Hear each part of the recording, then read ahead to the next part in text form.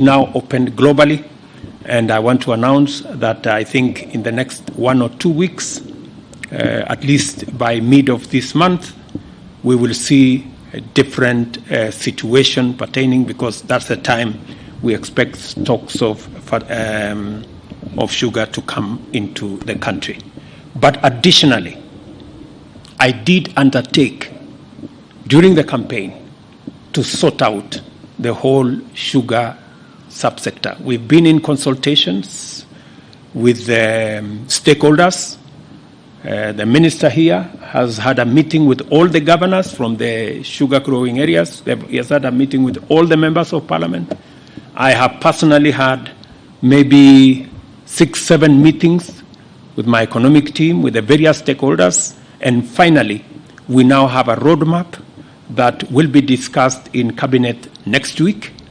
And I want to promise the country that we now have a comprehensive plan to sort out our sugar subsector and make sure that that area is properly aligned to serve the interest of farmers first and to serve the interest of the country, consumers, and everybody else.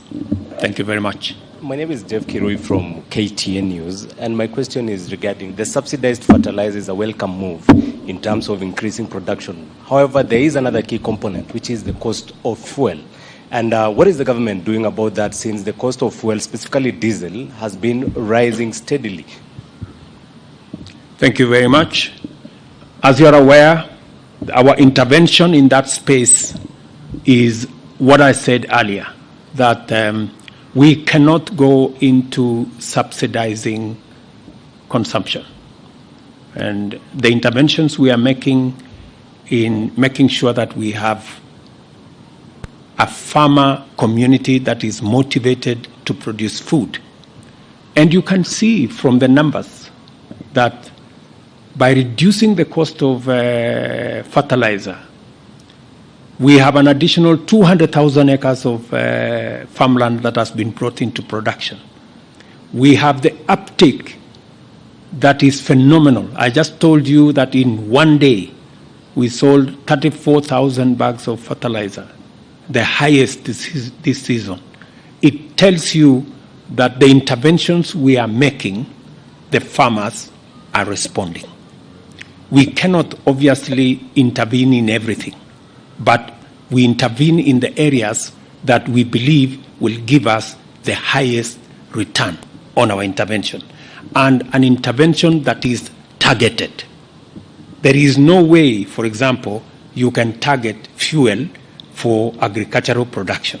It becomes a very difficult exercise to target. We can easily target fertilizer because you cannot use fertilizer to do anything else. It's only to plant. That's why it's easy. And the reason why we have taken this approach is that we want policy interventions that cannot be abused, that cannot be subjected to corruption, that cannot be diverted. And that is why we are intervening in the manner in which we are. Your Excellency, my name is Mwangi Maina from Inoro TV. My first question is, you have rightfully said that one of the challenges we face as a country is an inadequacy of land and population. But in some of the most productive counties, we have seen a craze of land subdivision. What is your government doing to ensure that we do not lose all the arable land that we are having?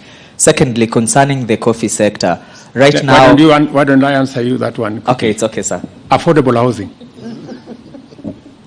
I mean, the reason why we have affordable housing, and you've asked a very important question. The reason why we are working on affordable housing is because we want to reverse the land fragmentation for settlement that is going on in Kenya, denying us the opportunity to use that land for agricultural and food production. Instead, it is being subdivided for settlement.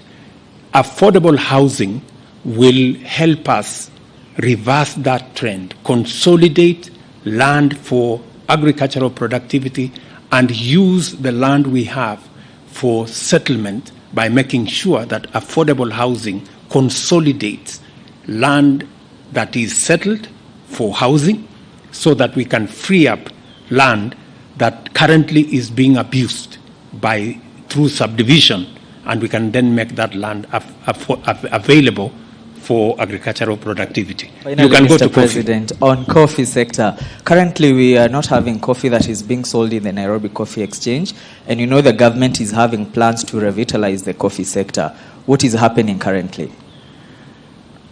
We've had challenges in the coffee sector. We also, I made a commitment during the campaign that we are going to sort out this sector. We have people in that space who are chronic. And because we have to sort out that space, we've had to make some difficult decisions. Including this morning, we were having a conversation about coffee. What I want to promise the coffee farmers is that we are going to sort out this area. Imagine last year, we even made fertilizer available at 3,500 for coffee farmers. But the cartel in the coffee sector could not even allow the farmers to pick the coffee of 3,500. They were still selling fertilizer of 5,000 to farmers by force. Can you imagine that? So we are on top of it. I want to promise the coffee farmers, I know coffee farmers are not making money the way they should. Current going prices of beans is maybe 50, 60, 70 shillings. We made a commitment that we are going to have a floor price of between 100 and 120 shillings per kilo, going upwards, progressing towards 150. That is where we are going to take this. There has been a challenge of the auction. We have agreed tentatively that there will be an auction next week to make sure that the whole process does not stall. But finally, we will sort out matters around the sale of